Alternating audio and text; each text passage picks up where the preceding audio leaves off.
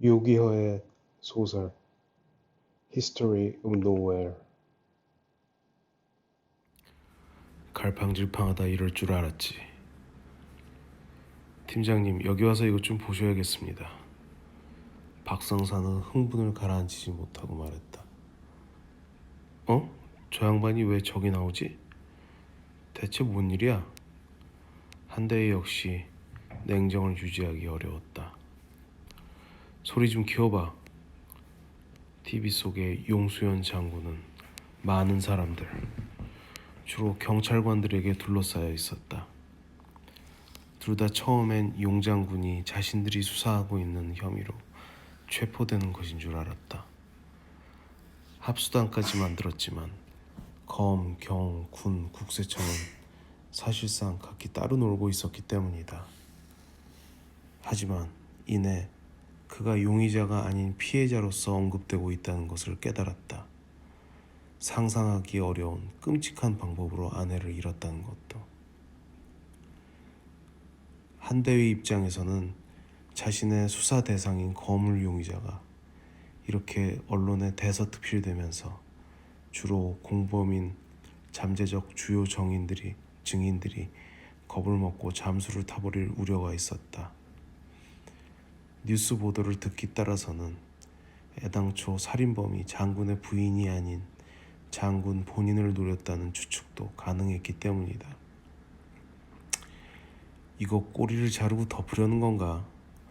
한대위는 혼잣말하듯 말했다. 그럴 리가요. 박상사는 한숨 쉬며 계속해서 말했다. 여기가 무슨 러시아입니까? 저 아줌마 자기 살인범과 내연관계라 말입니다. 집에까지 쳐들어가서 하다가 걸렸으니 사달이 날 수밖에 없었지 말입니다. 보도에서는 총기 관련한 디테일은 아직 밝혀지지 않았고 이들 입장에서는 단순한 치정살인이 아니라면 방산비리 세력 내부의 갈등으로 인한 사건이라는 추측만이 가능했던 것이다. 한대위는 잠시 생각에 잠겼다.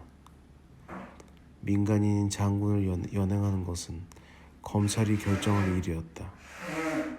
그리고 지금보다 언론에 더 많이 노출되면 합수단의 운신의 폭은 엄청나게 줄어들 것이 분명했지만 증거가 충분치 않아 그들은 적시에 결정을 못할 것이 뻔했다.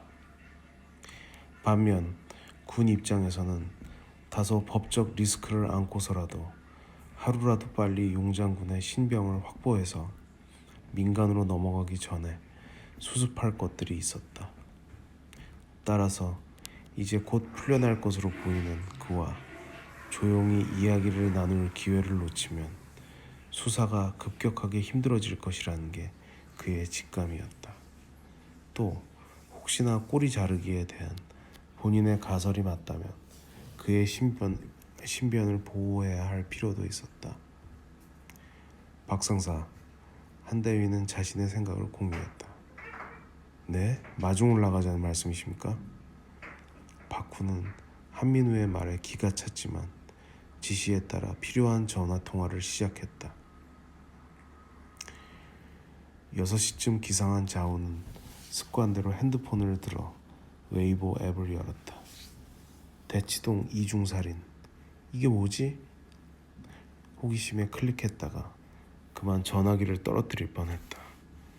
용수연의 얼굴이 대문짝만하게 각 주요 미디어의 첫 페이지를 장식하고 있었던 것이다. 최악이었다.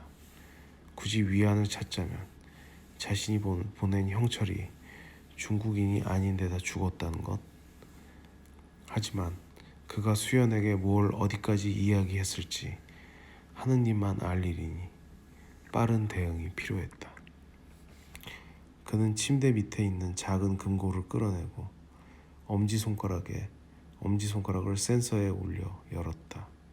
금고 안에는 CZ75 권총 한 정과 여분의 탄창 하나, 각기 다른 국적의 여권 3개, 달러, 엔, 유로로 이루어진 1,000만원가량의 다양한 지폐들, 그리고 대포폰이 하나 있었다.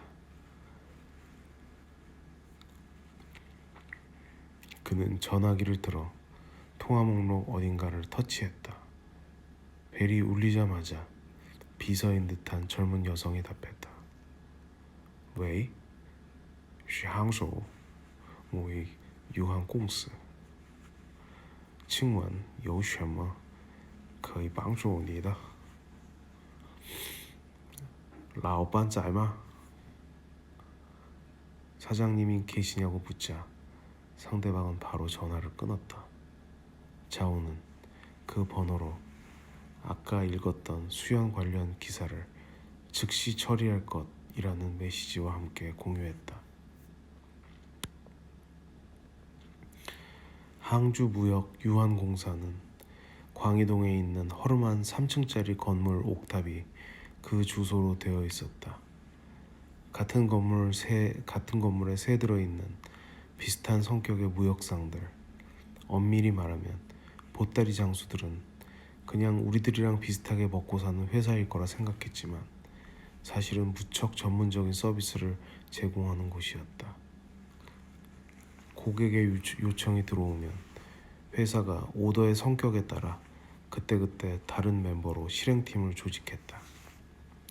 침투, 위장, 기만, 암살, 해킹 등 전문 스킬이 있는 범죄자들이 인력풀의 주종을 이뤘지만 한중일 동남아의 전직 특수부대원, 심지어 러시아의 특수부대 출신들도 일부 포함되어 있었다. 사마페가 운영하는 회사라고 알려져 있었으나 사실 일대 주주는 따로 있었다. 헬로우, 제이슨이었다. 맥스, 용수연의 신병을 확보해주게. 납기까지 시간은 얼마나 있지? 맥스가 물었다. 시간 없어, 제이슨이 대답했다. 하지만 그를 강남 한복판에서 납치할 수는 없네. 그 지역은 너무 붐비거든. 방식과 비용은 상관없네. 그가 경찰서에서 나오는 대로 그를 잡아들여야 해. 자네가 왜 그렇게 급한지 적어도 힌트 정도는 줄 수 있지 않나? 왠지 느낌이 다르고 좋지 않아 맥스는 습관과 다르게 고객에게 이유를 묻고 있었다. 아니, 못해. 수화기 저편으로 제이슨이 미안한 표정으로 어깨를 으쓱하는 모습이 보이는 듯했다. 이런 젠장. 제이슨, 자네와 나 긴 시간을 함께 했는데 그 정도도 얘기 못하나? 맥스는 항변했다. 맥스, 나 진짜 아는 게 하나도 없어. 그리고 다시 말해두지만 수단과 방법을 가리지 말라고. 제이슨은 완강했다. 오케이. 체념한 듯 맥스는 대충 대답하고 전화를 끊어버렸다. 그는 깊은 생각에 빠졌다. 용수연이 나오는 것은 시간 문제였다. 만약 시간이 걸리게 될 것 같으면 혐의를 빨리 벗을 수 있도록 CIA에서 리형철이 황수진을 살해하는 장면이 들어있는 동영상을 익명으로 한국 경찰에 제공할 것이 틀림없었다. 곧 셀럽이 될 수연을 데려오려면 적어도 2대 차량과 함께 3명의 공작원은 더 필요할 것이었다. 차량은 어떻게 해본다고 하더라도 공작원의 경우 그와 꽤 오랜 동안 같이 활동해온 크루들이 있었지만 전 세계에 흩어져 있고 각자 진행 중인 프로젝트들이 있어서 최고의 팀을 불러 모으려면 최소한 2주 이상의 시간이 필요했다. 로컬 업체를 활용하는 옵션이 있긴 했지만 한두 번밖에 같이 해보지 않았고 그것도 단순한 감시 혹은 배달 업무 정도로 민감한 프로젝트는 진행하기 꺼려졌다. 한참 더 고민하고 망설이다가 맥스는 전화를 돌리기 시작했다. 용수연 씨, 일단 가셔도 좋습니다. 담당 형사가 휴대폰을 돌려주며 말했다. 네? 익명의 제보로 정당방위를 입증할 수 있는 동영상 파일이 확보되어 더 이상 여기 계셔야 할 이유가 없습니다. 익명의 제보요? 동영상이라고요? 물어도 알려줄 리 만무했다. 순간 수연의 머릿속엔 수만 가지 추측과 반론들이 논쟁을 벌였고 결론은 없었지만 한 가지 확실한 것은 지금 이대로 준비 없이 나가서는 안 된다라는 것이었다. 그냥 바로 나가라는 건가요? 왜요? 이 경찰서와 집 앞에 이미 기자들이 진을 치고 있어서 움직이기조차 곤란할 것 같아서요. 방송에서 보면 언론에 크게 노출된 사건의 경우 용의자도 이동 과정에서 어느 정도 보호하던데. 아, 네. 반장님과 서장님께 한번 이야기 드려보겠습니다. 담당 형사는 퉁명스럽게 대답했다. 지가 뭐 전직 대통령이라도 되는 줄 아는 모양이지? 라는 표정인데 그 얼굴로 얘기해봤자 퇴짜 맞을 것이 틀림없었고 보고 자체를 할지 안 할지도 믿을 수 없었다. 천인공노할 죄인들은 포토라인에 세우면서도 보호해주지만 아내를 잃은 피해자는 지켜줄 수 없다는 아이러니컬한 현실이었다. 어차피 뭔가 대비책이 있을 걸 기대했던 것도 아니었지만 수연은 회사에 전화해서 비서에게 보안팀의 김 부장과 연결해 달라고 했다. 반장님을 통해 서장님까지 말씀드렸고 차량과 보호경관을 지원해 드리라고 하셨습니다. 네? 이번에는 수연이 놀랐다. 30분 내로 차량과 사복경찰관들이 도착할 거라고 했으니 쉬고 계시면 될 겁니다. 아까의 퉁명스러운 태도를 생각해보면 많이 부드러워진 것이 누군가 윗선에서 인풋이 갔었던 모양이었다.